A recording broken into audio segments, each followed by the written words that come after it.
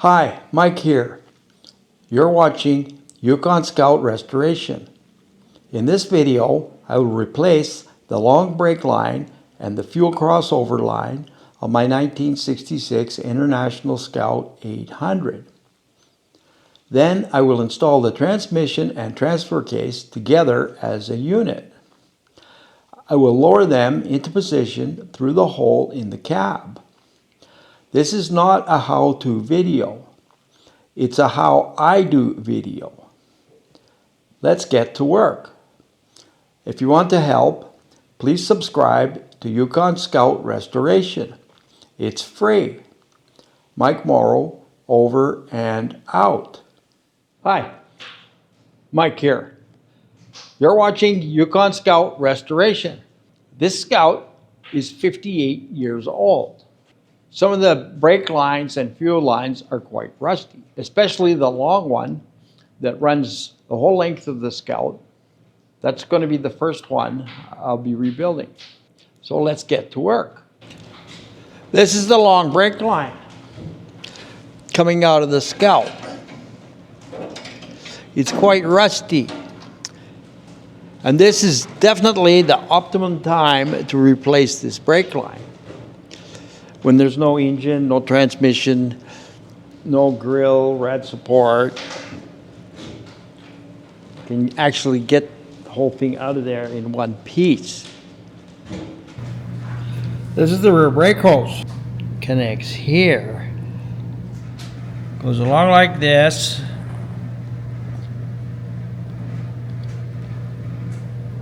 As you can see, it's quite rusty. We don't want rusty brake lines. Here's where the transition is, where the frame jogs. You can see the frame jogs like that. And that runs along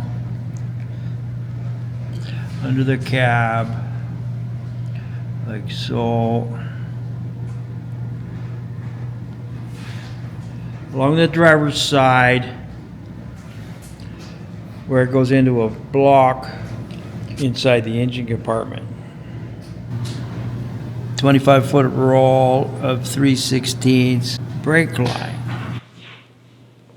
Just preparing a piece of brake line, approximately the length I need for the job.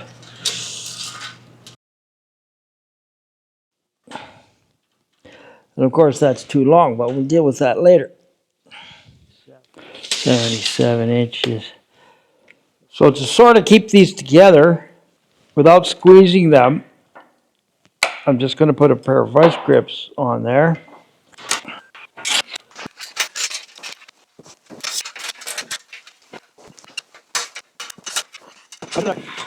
So I made an approximate brake line, and I'm not going to flare the ends and put flare nuts on.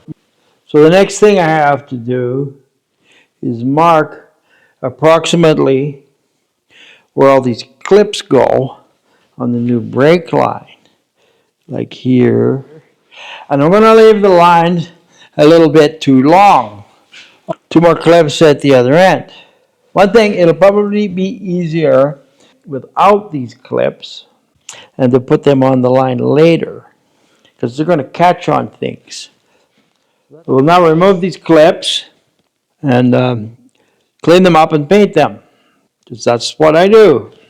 I will now install the long brake line back along the frame of the Scout. So I'm feeding the brake line in through the engine compartment.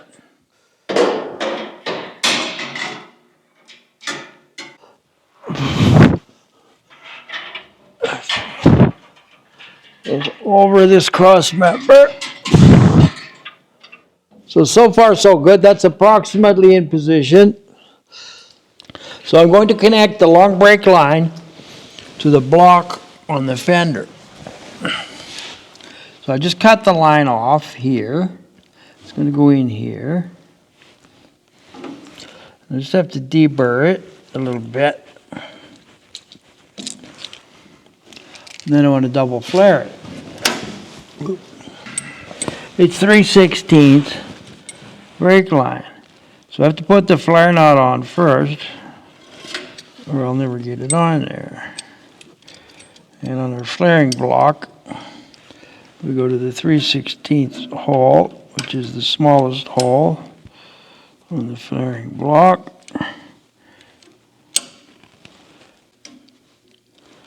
I've got my double flaring die here. The brake line should protrude the thickness of the lip on this die. Let's go in a little bit more. That's almost a little bit too much, which suits me fine. So I have to tighten up the block.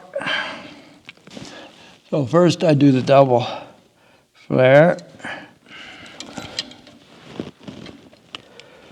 Okay. There's the double.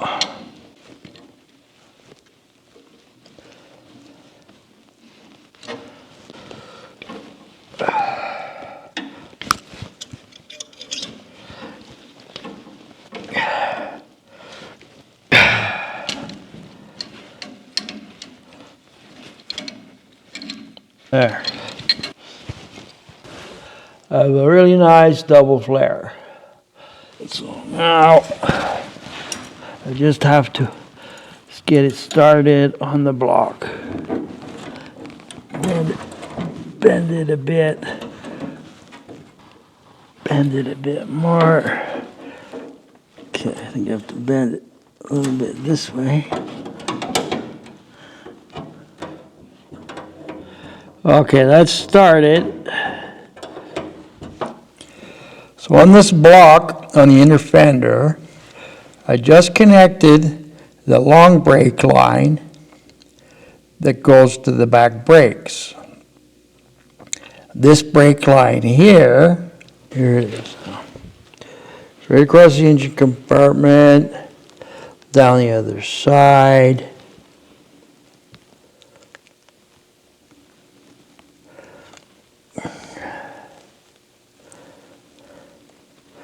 And it attaches to the right front brake hose. This block, we have the rear brake, the right front brake. This one goes to the master cylinder, and this one here goes to the left front brake hose, which I don't have any brake hoses yet.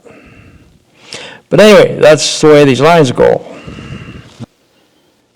This is the fuel line that goes across the Scout from the fuel tank selector valve to the passenger side tank. Anyway, I need to make a new one. It's too rusty and it's 2.5 inches short. So let's get to work. So just cut a chunk of this line. So I'm just bending this with my fingers so far. Pretty good to there. And then it has to straighten out a bit. Actually even more. Then I have to start a counter bend. I will now install the crossover line from the selector valve to the right-hand tank. Getting this fuel line into position is pretty tricky. Just doing the final tightening here using a flare nut wrench. I'm on 16th wrench to hold the block. That's pretty tight there.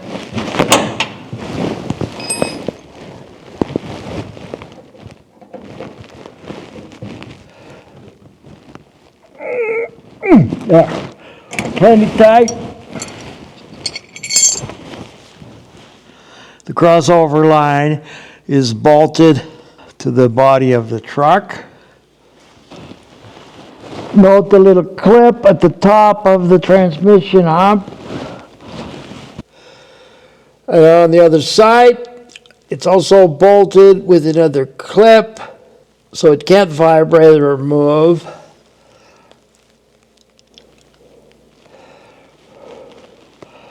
Also note where the fuel line passes over the brake line, they're both secured and they cannot touch each other.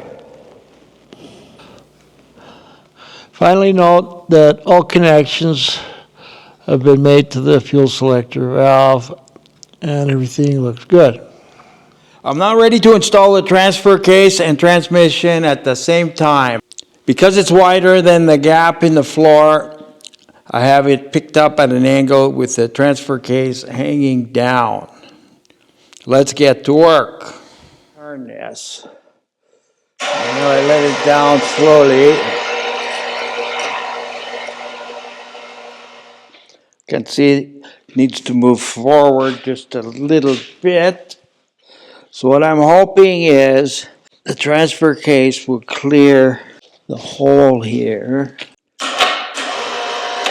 All right, and if I push it over a little bit, try it a little bit.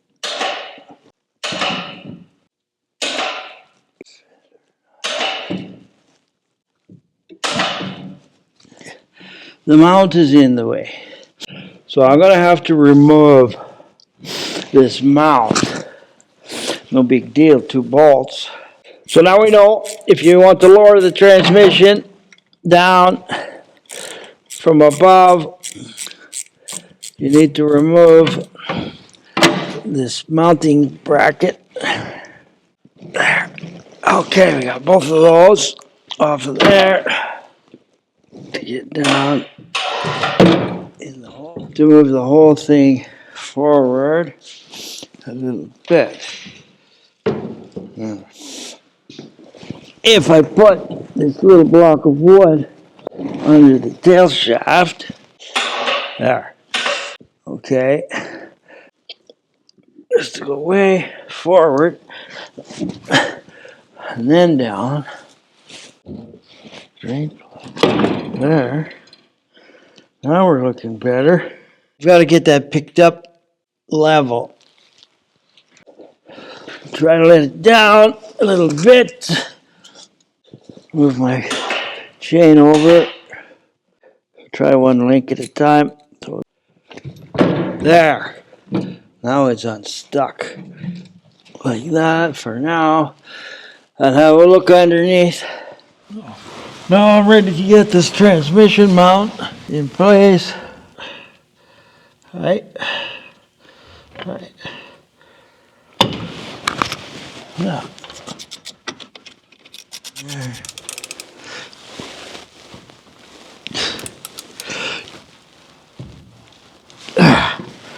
They're good and tight.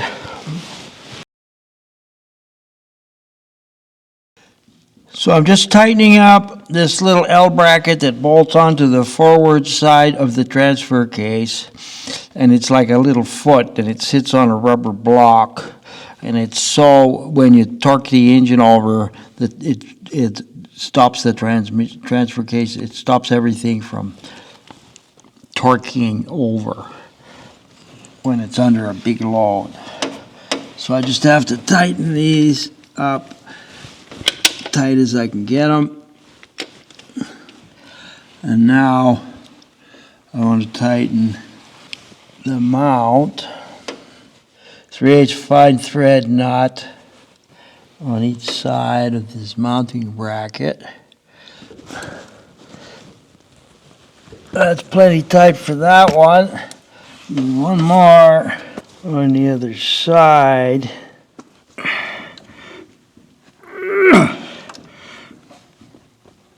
Okay, that's plenty tight. Okay. Now that the transmission mounts are all done up and tightened, I've put a bungee cord on the rear yoke around the little cross member for the parking brake lever, just to prevent the front of the transmission from going down. So now I can take the weight off. I can get rid of this here. Replace the bolt.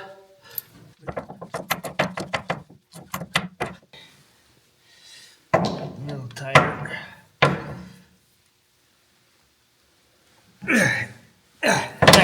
good and tight. So that transmission can just sit there like that till I put the engine in, basically. In conclusion, it feels really good to see the Scout going back together. I will show all the details. In my next video, steering box, I will build one good steering box out of 3 used steering boxes. I hope you like it. If you want to help, please subscribe to Yukon Scout Restoration. It's free. Mike Morrow, over and out.